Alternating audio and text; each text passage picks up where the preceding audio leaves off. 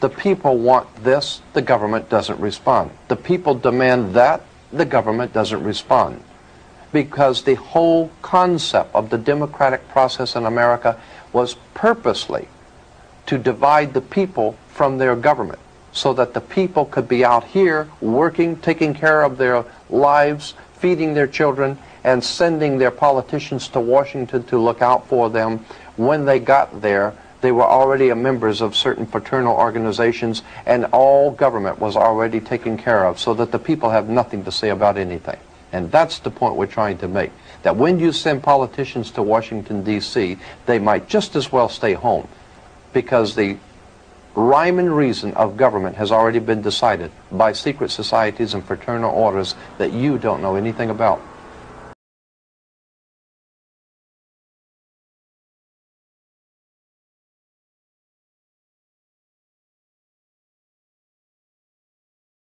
As you heard from the introduction, that I have been around for a while and have had the opportunity and the privilege and the pleasure of serving in 5 administrations.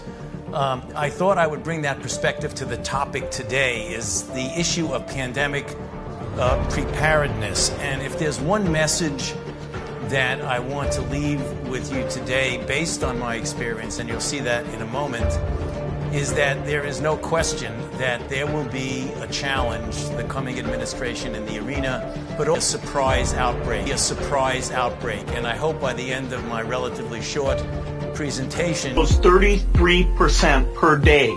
Then it grows 33% per day.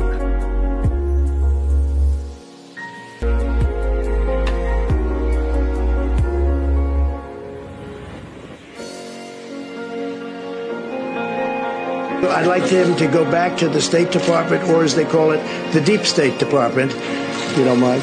I'd like to have him go back and do his job. So does anybody have any question? Please. Mr. Secretary. Something serious is about to happen on the face of the earth, and I am totally convinced there is a new world order coming. This could be crucial life-saving information. Researchers have rated the best and worst cities in the case of zombie apocalypse. Economic Modeling Specialists International ranked cities on their ability to defend against a zombie attack, stockpiling food, containing zombies, finding a cure. And if you live in New York City, hate to be the bearer of bad news, but you're toast.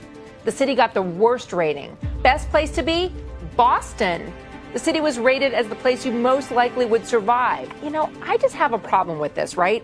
Here I live in New York City, and I will admit that Manhattan may not be the best place to survive a zombie apocalypse. Number one, the food is going to go really fast.